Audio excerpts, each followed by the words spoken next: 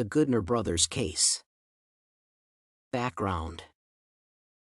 The case is based on a story of a gambler, Woody Robinson, working as a sales representative in Huntington for a major tire-selling company, Goodner Brothers.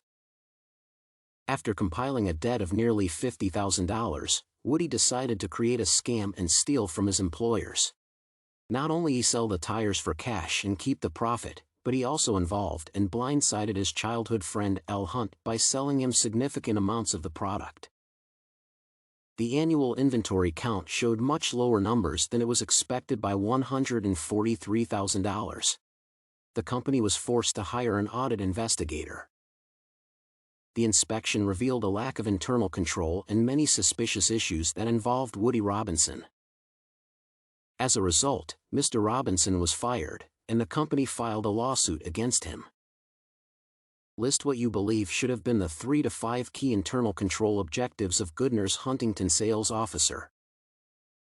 The first internal control objective that should have been implemented is the reliability of financial reporting.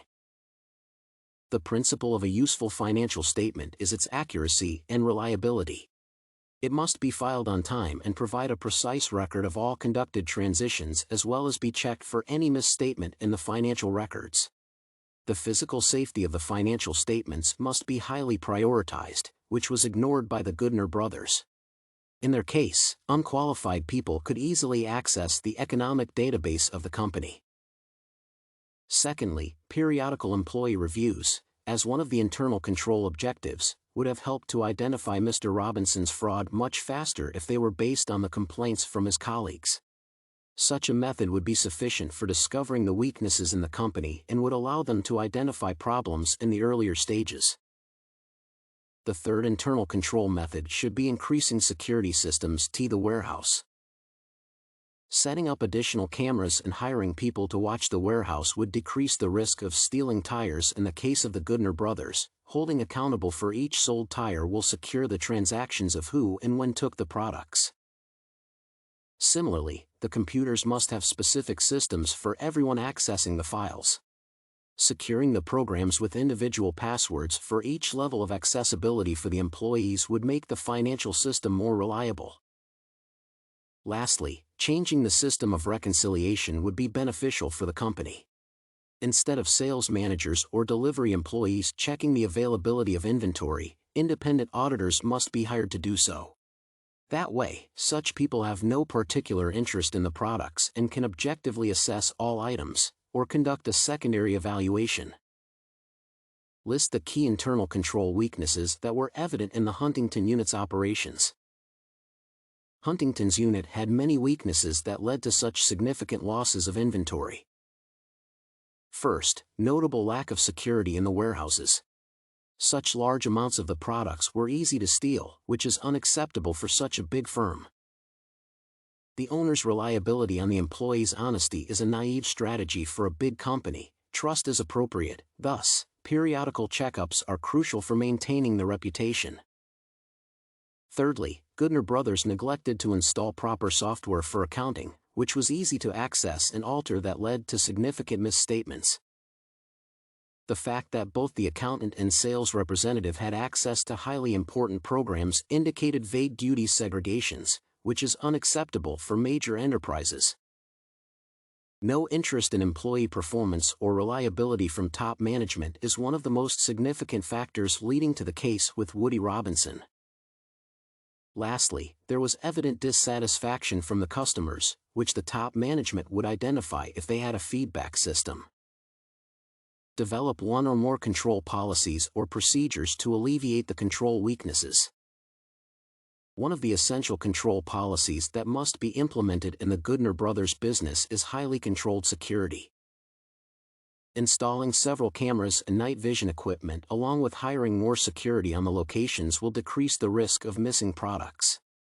Warehouse access must be provided only by the key card system, so in case of any conflict situations, it would be easier to identify the guilty person. The employees should be checked periodically. Moreover, sales managers must provide detailed reports of each sold product. Therefore, the possibility of them doing any unauthorized operations would be eliminated. The accounting system must be under the strictest security, and only authorized employees must have the ability to access it with specific cards or passwords. Hence, the likelihood of financial report alterations is impossible. Strict segregation of duties. The evident lack of duty segregation was one of the main factors why it was so easy to make unauthorized operations in the Goodner Brothers.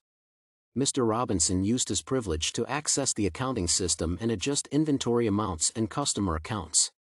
Therefore, stricter policies for the system must be made.